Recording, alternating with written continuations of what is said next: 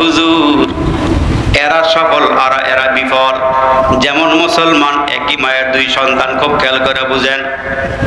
একটা ছেলে মাদ্রাসায় লেখাপড়া কইরা কোন রকম কোরআনের হাফেজ, তারপরও ঠিকঠাক মতো পুরা পড়তে পারে নাই।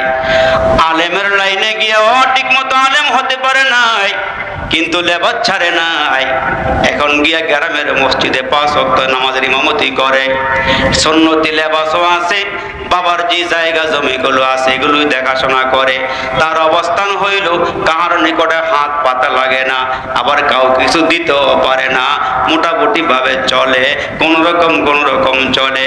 আর বাবার ছোট সন্তানটাকে বাংলাদেশের সব ডিগ্রি লেখাপড়া করাইয়া বিদেশ থেকে ডিগ্রি আইনা, খুব খেয়াল করে শোনেন, এখন বাংলাদেশে আইসা দেশীয় ডিগ্রি আর বিদেশি ডিগ্রি লইয়া এমন একটা চাকরি পাইছে, বেতন হলো 3 লাখ আর আলগা হলো আরো 6 লাখ। জিনে আইনা টেহা দিয়া যায়, কথা কইতো না। তাইলে 3 আর 6 কয় লাগুলো? এখন বাবায় বাজারে গেলে জিগাই কিও ফোলার খবর কি? কয় কোন ফোলার কথা কও?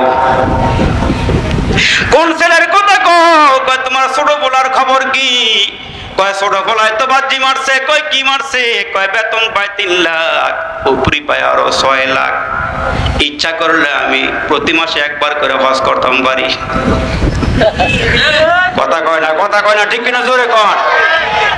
এখন বাবায় ছোট ছেলেকে নিয়ে গর্ব করে অহংকার করে আমার ছোট ছেলে বাজি মারছে। এরে মুসলমান, বড় ছেলের কথা জিজ্ঞেস করলে কয় এইটা একবারে নাজেহাল অবস্থায় আছে, এটা শেষ।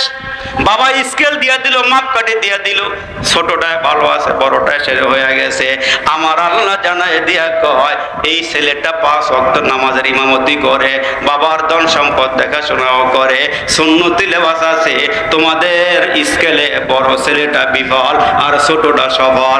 আমি আল্লাহ জানায় দিলাম আমার দৃষ্টিতে বড় ছেলেটার হইল সফল।